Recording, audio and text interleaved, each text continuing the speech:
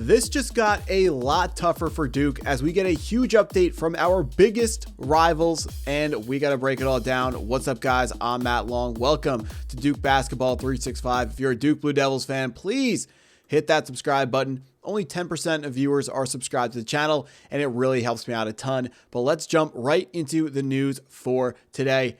If you were watching the Louisville versus North Carolina game last night, you would have heard the announcers announce that Caleb Wilson is targeting the final game of the regular season, aka the Duke versus North Carolina game at Cameron Indoor Stadium for his return this college basketball season. Early on, or about 2 weeks ago, Caleb Wilson fractured his hand and was announced to be out indefinitely. Now we are hearing that the star freshman for North Carolina will be back for the game versus Duke. Caleb Wilson is a game changer, projected to be the 4th overall pick in the NBA draft, one slot behind our Cameron Boozer. And for North Carolina, he is averaging 19.8 points per game, 9.4 rebounds per game, and 2.7 assists per game. So certainly an absolute game changer. So now what was already going to be a heated matchup between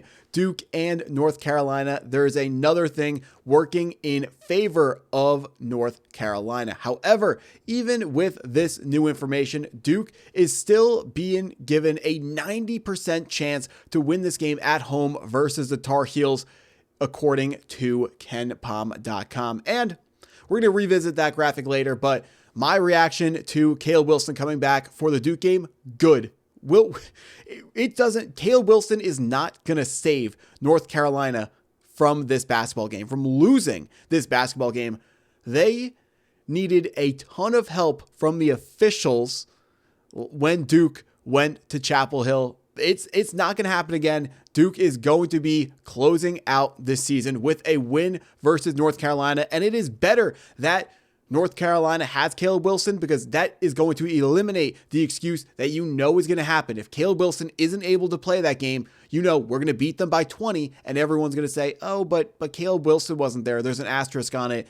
Hopefully we meet in the ACC tournament or something like that. But nope, Caleb Wilson coming back removes that excuse for North Carolina when they eventually do lose this game. Now, North Carolina is coming off a victory and they were home underdogs versus Louisville. They're currently still ranked 30th in the KenPom ranking. So while they will move up likely in the AP poll from where they are currently ranked at 18, looking at our predictive analytics, North Carolina is not a scary basketball team. If you are a normal team, if you are their rival in Duke, they're a little bit more scary, because in college athletics and really professional athletics, rivalry games mean more. The spreads or the outcomes are always closer to than what should happen on paper. The games are just usually always hotly contested. So even if North Carolina is much lower in the KenPom rankings, we're still expecting what should be a hotly contested game. And I am excited that Caleb Wilson is back, because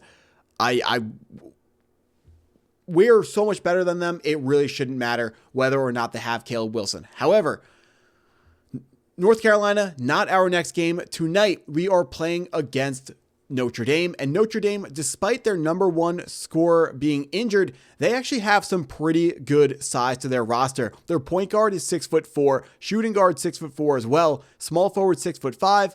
Then they have a 6'10" power forward and a slightly undersized center at 6'8". But across the board, that is a tall starting lineup for the Notre Dame Fighting Irish. Definitely taller than I was expecting before doing my research for this game. Their number one scorer is, it was Marcus Burton, averaging 18.5 points per game. However, he only played the first 10 games of the season for the Fighting Irish. Marcus Burton is out for the rest of the year, so will not be playing tonight against the Blue Devils, which means the leading scorer for Notre Dame is now Jalen Harrelson, who averages 15.5 points per game.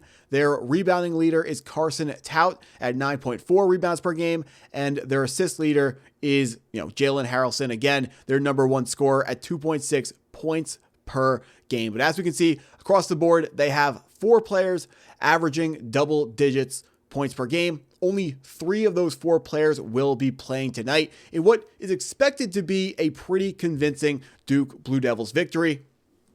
According to the KenPom predictive matchup predictor, we have a 91% chance to win this game. We are expected to win by 15 points, 77-62. Should be a win for Duke. I don't like sitting here and being like, oh, we're so much better than this team. This team has no hope against us, but Notre Dame is not expected to make this one a game. And I wish I had better analysis for this matchup than that. But unfortunately, it is what it is. Notre Dame should be an easier win for the Duke Blue Devils, a bit of an appetizer, if you will, for what should be a significantly better game versus Virginia on Saturday. Our Saturdays remain extremely tough. This Saturday, we will be home versus UVA, being given an 83% chance to beat them on our home floor. What's great about the rest of our schedule is we have the easier matchups in Notre Dame and NC State on there or away, and then we are home for the more difficult matchups, which are UVA and then North Carolina. So reading over Joe Lunardi's